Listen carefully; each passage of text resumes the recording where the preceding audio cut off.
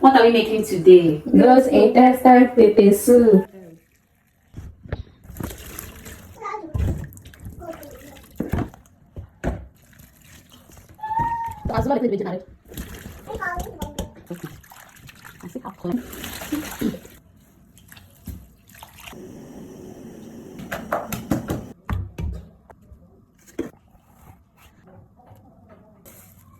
Pepper soup spice.